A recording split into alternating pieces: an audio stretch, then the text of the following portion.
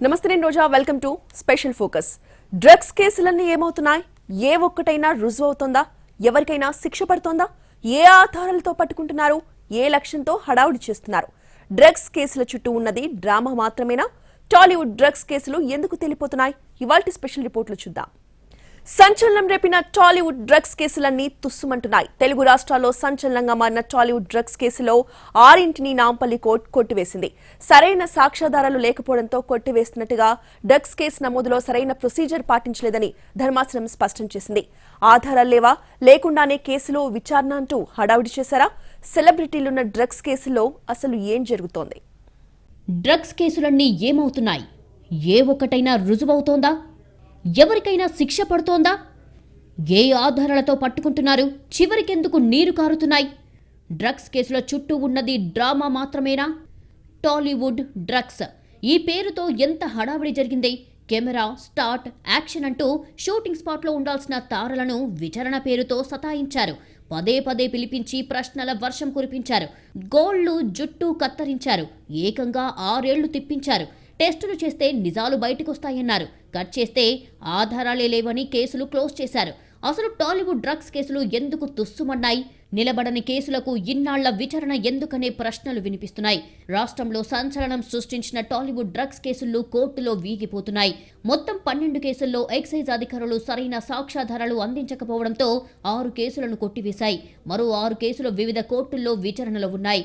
NDPS ప్రొసీజర్ను excise అధికారులు పాటించకపోవడం, forensic science laboratory రిపోర్టుల్లో సెలబ్రిటీలు డ్రగ్స్ తీసుకున్నట్లు ఆనవాళ్లు లేకపోవడంతో కేసులను కొట్టివేసినట్లు తెలిసిందే. గత 4 నెలల్లో నాంపల్లి, రంగారెడ్డి, సికింద్రాబాద్ కోర్టులో 6 కేసుల్లో తీర్పులు వెలువరించాయి. డ్రగ్స్ సప్లయర్ కెల్విన్, పాతబస్తీకి చెందిన అబ్దుల్ వాహిద్, అబ్దుల్ ఖద్దూస్ ను 2017 జూన్లో ఎక్సైజ్ అధికారులు అరెస్టు చేశారు. కెల్విన్ ఫోన్లో సుమారు 2143 మంది ఫోన్ నంబర్స్, 30కి పైగా వాట్సాప్ గ్రూపులను ఎక్సైజ్ అధికారులు గుర్తించారు.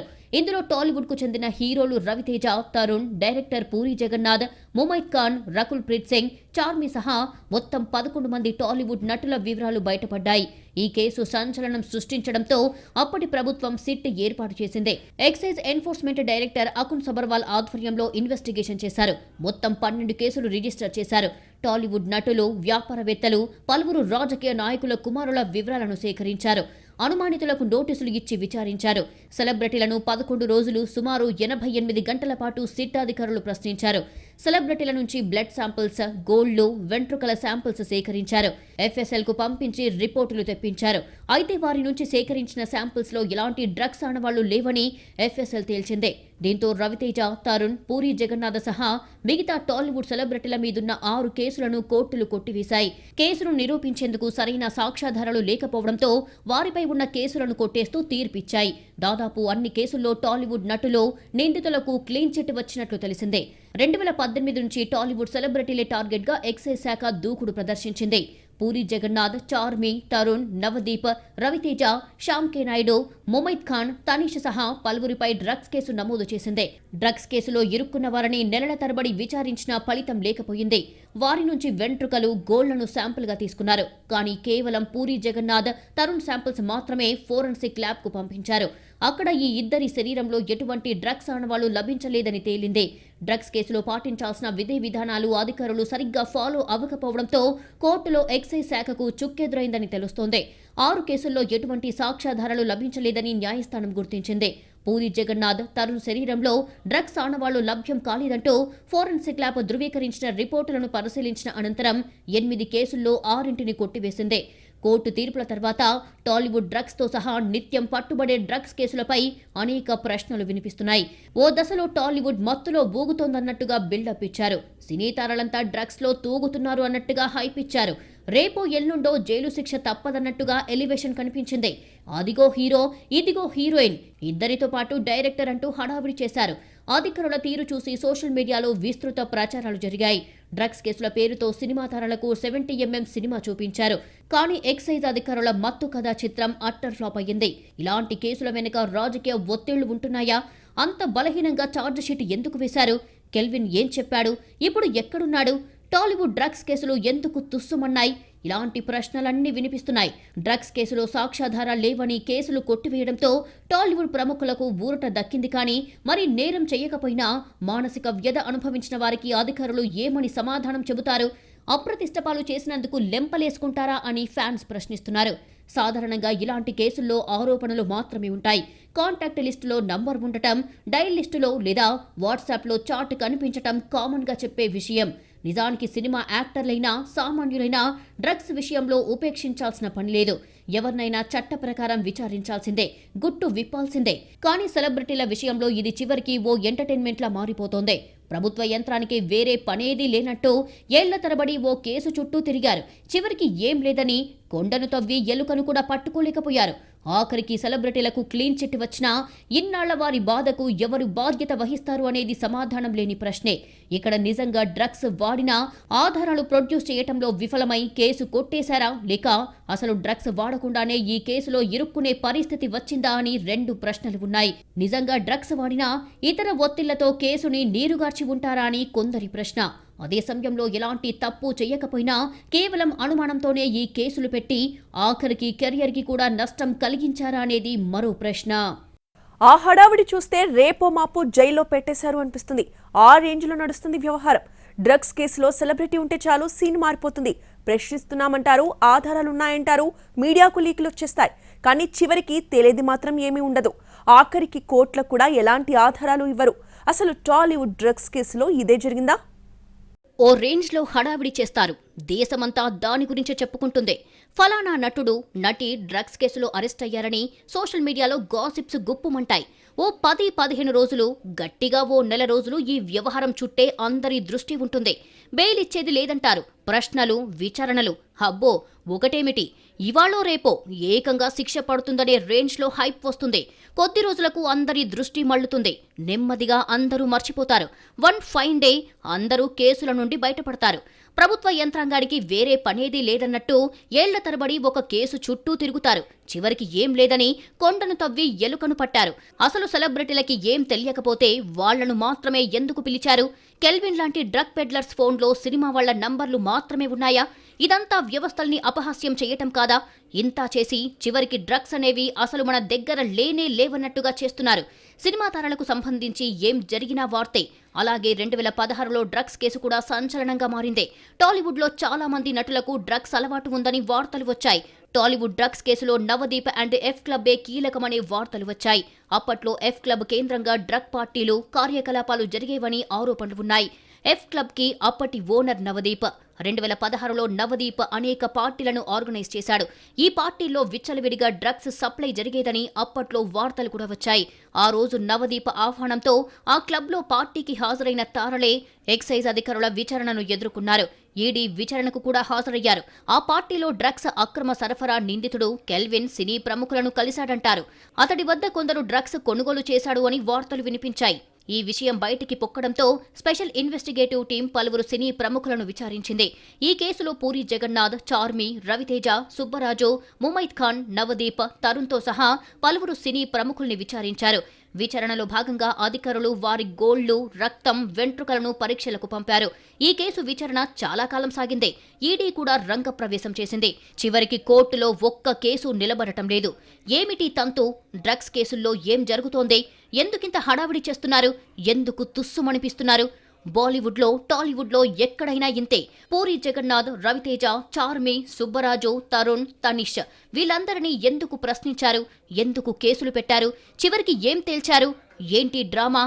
అప్పట్లో షారుఖ్ కొడుకు ఆర్యన్కు క్లీన్ చిట్ వచ్చింది. నిర్దోషిగా నార్కోటిక్స్ డిపార్ట్మెంట్ వదిలేసింది. చాలా హడావిడి చేసే డ్రగ్స్ కేసుల్లో ఇలాంటి ముగింపే వస్తోంది. ఇప్పుడు టాలీవుడ్ తారలకు డ్రగ్స్ కు సంబంధం లేదని తేలింది. డ్రగ్స్ కేసులో ఏ సెలబ్రిటీని విచారించినా చివరికి ఆ కేసులు ఎటూ తేలవు. దీపికా పడుకునే, రియా చక్రవర్తి, అనన్య పాండే, జాక్వలిన్ ఫెర్నాండెస్ గతంలో వీళ్ళందరినీ డ్రగ్స్ కేసులో ఎందుకు పిలిచారో అర్థం కాదు. ఎందుకు ప్రశ్నించారో, చివరికి ఏం తేల్చారో అన్నీ అయోమయాలే. సెలబ్రిటీలను చూడాలని మోజుతో విచారణకు పిలుస్తున్నారా? ఏమైనా ఆధారాలు ఉండి పిలుస్తున్నారా? ఈ ప్రశ్నలకు సమాధానం ఉండదు. ఒకప్పుడు ముంబై, బెంగుళూరు, పంజాబ్లో డ్రగ్స్ వార్తలు ఎక్కువగా వచ్చేవి. కానీ క్రమంగా కార్పొరేట్ కల్చర్ పేరుతో డ్రగ్స్ హైదరాబాద్కి కూడా పాకేసింది. నిజానికి ఇక్కడ డ్రగ్స్ మూలాలను వెలికితీయటం కదా చేయాల్సిందే. కానీ ఆ సంగతి పక్కకు పోయింది. ఈడీ కేసులు తెరమీదికి వచ్చాయి. అదే సమయంలో డ్రగ్స్ ఆనవాళ్లు లేనేలేవని కూడా తేల్చేశారు. మొత్తంగా ఈ కేసులో తేల్చింది శూన్యం. సినీ నటులకు డ్రగ్స్ కేసుతో సంబంధాలు లేవు సరే, మరి కెల్విన్ ఎవరికి సరఫరా చేశాడు? కెల్విన్కి ఎక్కడి నుంచి వచ్చాయి? ఆ వివరాలేవి? వాటినెందుకు పట్టించుకోరు? వాటినెందుకు బయటపెట్టరు? ఇవన్నీ వదిలేసి కేవలం ప్రజలకి ఆసక్తి ఉంటుందనే కారణంతో సంచలనాలకు ఆస్కారం ఉంటుందన్న కోణంలో సినీ తారల చుట్టూ ఈ కేసును తిప్పటం ఎంత హాస్యాస్పదం. హైదరాబాద్తో పాటు 2 తెలుగు రాష్ట్రాల్లో డ్రగ్స్ పైన ఎన్టీవీ ఎప్పటినుంచో పోరాడుతోంది. దశాబ్ద కాలంగా హైదరాబాద్ నగరంలో పబ్లు, క్లబ్బులే డ్రగ్స్ కి అడ్డాలుగా మారిపోయాయని ఎన్నో కథనాలు ప్రసారం చేసింది. ఒక్క మాటలో చెప్పాలంటే అసలు మూలాలు మొత్తం పబ్బులు, క్లబ్బులే. మరి వాటిని కంట్రోల్ చేయకుండా, వాటిపై నిఘా పెట్టకుండా డ్రగ్స్ ని అరికట్టలేరు కదా. ఈ పని వదిలేసి కొండను తవ్వి ఎలుకను పట్టే పని ఎంత చేసినా ప్రయోజనమేంటి? సెలబ్రిటీలను వేధించడం కోసం డ్రగ్స్ కేసుల్లో ఇరికిస్తున్నారా? లేక వాళ్ళని ప్రశ్నించిన తర్వాత కాంప్రమైజ్ అయి వదిలేస్తున్నారా? సెలబ్రిటీల విచారణ పేరుతో నెలల తరబడి ఏంటి దర్యాప్తు తంతు? ఎలాంటి ఆధారాలు లేకుండానే కేసులు పెడుతున్నారా? ఈ ప్రశ్నలకు అధికారులే సమాధానం చెప్పాలి. కోర్టులకు ఆధారాలు కావాలి. ఫోరెన్సిక్ నివేదికలు సవ్యంగా ఉండాలి. వాటిని దర్యాప్తు సంస్థలే ఇవ్వాలి. కానీ అరెస్టులు, విచారణలో చేసే హడావిడి ఆ తర్వాత ఎందుకు ఉండటం లేదో, సరైన ఆధారాలు కోర్టుకు ఇవ్వటంలో ఎందుకు విఫలమవుతున్నారో, ఈ కేసుల్లో తెర వెనుక ఏం జరుగుతుందో అధికారులకే తెలియాలి. ఇండియాలో ఒక్క సెలబ్రిటీకైనా డ్రగ్స్ కేసులో శిక్ష పడుతోందా అనేది ఇక్కడ అసలు ప్రశ్న. బాలీవుడ్, టాలీవుడ్, శాండిల్వుడ్ ఎక్కడ డ్రగ్స్ కేసు తీసుకున్నా మొదట్లో అధికారులు చాలా హడావిడి చేశారు. నిందితులు ఎంతటి పెద్దవారైనా వదలబోమని సినిమా డైలాగులే చెప్పారు. సినీ ప్రముఖులకు సంబంధించి పక్కా ఆధారాలు సేకరించామని, కోర్టులో ఖచ్చితంగా శిక్ష పడుతుందని కూడా చెప్పారు. కానీ వాస్తవంలో జరిగిందేమిటి? అధికారుల మాటలకు కేసులు సాగుతున్న తీరుకు పొంతన కనిపించడం లేదు. టాలీవుడ్ కేసులు తేలిపోయాయి సరే, అసలు మన దగ్గర డ్రగ్సే లేవా? పబ్బులన్నీ శుద్ధపూసలేనా? మరి వాటి సంగతేంటి? వాటిపై ఎందుకు కఠిన చర్యలుండవు? నేరాలు రుజువై శిక్షలు పడుతుంటే దర్యాప్తు సంస్థలపై గౌరవం పెరుగుతుంది, నిష్పాక్షికంగా ఉంటాయనే నమ్మకం కుదురుతుంది. కానీ ఎప్పటికప్పుడు డ్రగ్స్ కేసులు సంచలనంగా మారడం తప్ప శిక్షలు మాత్రం ఎందుకు పడవనే ప్రశ్నలు ఇప్పుడు వినిపిస్తున్నాయి. సామాన్యుడైనా, సెలబ్రిటీ అయినా తప్పు చేస్తే శిక్ష పడాలి. కానీ ప్రశ్నించడమే శిక్షగా మారితే ఎలా? ఇప్పుడు జరుగుతున్నది ఇదేనా? కేవలం సమాచారం తీసుకుంటున్నామంటూనే ఓ పక్క డ్రగ్స్ వాడారని, ఇతరులకు సరఫరా కూడా చేశారనే ప్రచారానికి ఆజ్యం పోస్తున్నారు. చివరికి ఆధారాలు ప్రొడ్యూస్ చేయటంలో విఫలమవుతున్నారు. డ్రగ్స్ కేసుల్లో జరుగుతున్న డ్రామా ఏంటి? తప్పు చేసిన వాళ్లకు చట్ట ప్రకారం శిక్ష పడాలి. శిక్ష పడాలంటే తప్పు చేశారో లేదో తేల్చాలి. కానీ చివరికి తేలేదేం లేకపోయినా సంవత్సరాల తరబడి ఆరోపణల భారం మోయాల్సి వస్తోంది. చివరకు క్లీన్ చిట్ వచ్చినా ఇన్నాళ్ల మానసిక క్షోభకు ఎవరు బాధ్యత వహిస్తారు అనేది సమాధానం లేని ప్రశ్నే. డ్రగ్స్ కేసు విచారణ జరుగుతున్న సమయంలోనే సోషల్ మీడియాలో నోటికొచ్చిన రాతలు రాస్తున్నారని సెలబ్రిటీల్లో ఆవేదన ఉంది. ఎంతో కష్టపడి సినీ కెరియర్ మొదలుపెట్టిన వాళ్లు, సినిమాల్లో ఓ స్థాయికి వచ్చిన వాళ్లకు డ్రగ్స్ కేసు మచ్చగా మారుతోందని భావిస్తున్నారు. కొంతమంది కెరియర్లు కూడా దెబ్బతిన్నాయనే అభిప్రాయాలు ఉన్నాయి. ఏదైనా తప్పు చేస్తే శిక్ష పడింది అనుకోవచ్చు. కానీ కేవలం విచారణకు వెళ్లినందుకే సమాజంలో దోషులుగా ముద్ర వేయించుకొని ఎవరికీ ముఖం చూపించుకోలేక మానసిక క్షోభ అనుభవించారు సెలబ్రిటీలు. అసలు డ్రగ్స్ కేసులో అధికారులు సరైన విచారణ చెయ్యలేదనే వాదన గట్టిగా వినిపిస్తోంది. ఎలాంటి బలమైన ఆధారాలు లేకుండా సెలబ్రిటీల జీవితంతో ఆడుకుంటున్నారు అనే విమర్శలు కూడా ఉన్నాయి. సెలబ్రిటీల శాంపుళ్లు తీసుకుని కూడా వాళ్లు డ్రగ్స్ తీసుకున్నారో లేదో స్పష్టత ఇవ్వకపోవడం ఆశ్చర్యం కలిగిస్తోంది. ఏళ్ల తర్వాత ఛార్జ్ షీట్ ఫైల్ చేసి కూడా సెలబ్రిటీల పాత్రపై ప్రస్తావన మాత్రం కనిపించదు. జెట్ స్పీడ్లో నడిచిన విచారణ ఆ తర్వాత నత్తనడకన ఎందుకు సాగుతుందో తెలియదు. ఓ దశలో ఎందుకు దూసుకెళ్లిందో, తర్వాత ఎందుకు నిదానించిందో చెప్పేదెవరు? దీంతో డ్రగ్స్ కేసులో లోగుట్టు పెరుమాళ్లకే ఎరుక అనుకోవటం తప్ప చేసేదేం కనిపించటం లేదు. టాలీవుడ్ అయినా, బాలీవుడ్ అయినా ఇదే తీరు. అధికారులు కోర్టుకు సమర్పించిన ఛార్జ్ షీట్ ప్రకారం సినీ ప్రముఖులకు క్లీన్ చిట్ వస్తోంది అంటే అంతకాలం సెలబ్రిటీల్ని వేధించినట్టే కదా అనే ప్రశ్నలకు అధికారులే జవాబు చెప్పాలి. సెలబ్రిటీ అయినా, సామాన్యుడైనా వ్యక్తిగతం, ప్రైవసీ ఉంటాయి. చట్టాన్ని ఉల్లంఘించినప్పుడు ఆ వ్యవహారాలు కొంతవరకు బాహాటమయ్యే పరిస్థితి ఉంటుంది. కానీ నేరస్తులకు కూడా హక్కులుంటాయంటారు. కానీ డ్రగ్స్ కేసులు ఏం చేశారో లేదో తెలియకుండానే సినీ ప్రముఖులు అనేక రకాలుగా క్షోభ అనుభవిస్తున్నారు. ఆరోపణలు మాత్రమే ఉంటాయి. పిలిపించి మాట్లాడుతున్నామంటారు. ఇదంతా చివరికి ఓ ఎంటర్టైన్మెంట్లా మారిపోతోంది. సమాజంలో వీఐపీ హోదాలో వెలిగిపోతున్న సెలబ్రిటీల్ని తమ ముందు చేతులు కట్టుకొని నిలబడేలా చేశామనే శాడిస్ట్ ఆనందం పొందడానికి ఇలా చేశారా అనే ప్రశ్నలు తెరపైకి వస్తున్నాయి. బాలీవుడ్ టాప్ హీరోయిన్ గా ఉన్న దీపికా పదుకొనే డ్రగ్స్ కేసు నడిచినన్ని రోజులు బయటకు ముఖం చూపించడానికి కూడా ఇష్టపడని పరిస్థితి ఏర్పడింది. ఆ కారణంగా కొన్ని ఛాన్సులు కూడా వదులుకుందనే వాదన కూడా ఉంది. సుశాంత్ సింగ్ రాజ్పుత్ గర్ల్ ఫ్రెండ్ రియా చక్రవర్తి సంగతి సరే. బాలీవుడ్ డ్రగ్స్ సామ్రాజ్యానికి ఆమె మకుటం లేని మహారాణి అన్నంత రేంజ్ లో హైప్ ఇచ్చారు. బాలీవుడ్ లో సెలబ్రిటీలందరికీ డ్రగ్స్ రియానే సప్లై చేస్తుందనే రేంజ్ లో కథ నడిచింది. కానీ రియాపై కేసు ప్రూవ్ అవ్వలేదు. మీడియా తనను బలి పశువును చేసిందని రియా వాపోయింది కూడా. అంతకు ముందే అంతంత మాత్రంగా ఛాన్సులు ఉన్న రియా డ్రగ్స్ కేసు తర్వాత ఏకంగా బ్లాక్ లిస్ట్ లోకి వెళ్లిపోయింది. ఇలా నంబర్ 1 స్థానంలో ఉన్న సెలబ్రిటీ దగ్గర నుంచి చిన్న స్టార్ల వరకు అందరూ డ్రగ్స్ కేసు కారణంగా ఇబ్బంది పడ్డవాళ్లే, మానసికంగా నరకం అనుభవించిన వాళ్లే. అప్పటిదాకా తమ అపాయింట్మెంట్ల కోసం పడిగాపులు పడ్డవాళ్లు కూడా డ్రగ్స్ కేసు సాకుతో నోటికొచ్చినట్టు మాట్లాడుతుంటే నిస్సహాయంగా చూస్తూ ఉండిపోయిన వాళ్లే. ఇక సోషల్ మీడియాలో సెలబ్రిటీల్ని టార్గెట్ చేసుకుని వచ్చిన పోస్టుల గురించి ఎంత తక్కువ మాట్లాడితే అంత మంచిదే. ఎవరికి తోచిన కథ వాళ్లకు అల్లేసి సెలబ్రిటీల స్థాయిని దారుణంగా దిగజార్చేశారు. సమాజానికి ఆదర్శంగా ఉండాల్సిన సెలబ్రిటీలు చీడపురుగుల్లా తయారయ్యారని నోటికొచ్చిన తిట్లు తిట్టారు.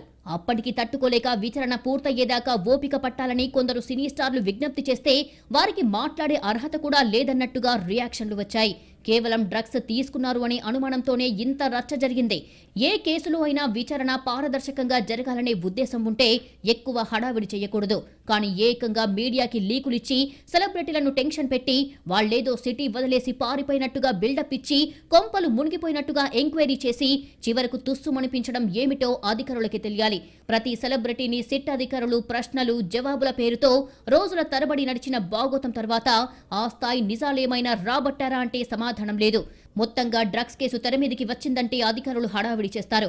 అందులో సెలబ్రిటీలు ఉంటే ఓవర్ యాక్షన్ చేస్తారనే అభిప్రాయాలు పెరిగాయి. చివరికి తేల్చేదేం లేకపోయినా పావలా విషయానికి రూపాయి గోల చేసి చివరికి క్లీన్ చిట్ ఇచ్చేసి మొత్తం వ్యవస్థలనే అపహాస్యం చేస్తున్నారు అనే విమర్శలు వినిపిస్తున్నాయి. ఇప్పుడు టాలీవుడ్ లో విచారణ పేరుతో అధికారుల బుస్లన్నీ తుస్సులేనని తేలిపోయింది. రవితేజ, చార్మి, పూరి మొదలుకొని నవదీప్ వరకు ఎవరికీ డ్రగ్స్ కేసులతో సంబంధం లేదని రూఢి అయ్యింది. డ్రగ్ పెడ్లర్ కెల్విన్ కాంటాక్ట్లకు యాక్టర్లకు లింకే లేదని స్పష్టమైపోయింది. నెలల తరబడి సాగిన అధికారుల ఇన్వెస్టిగేషన్ సినిమా మొత్తం అట్టర్ ఫ్లాప్ అని క్లారిఫై అయ్యింది.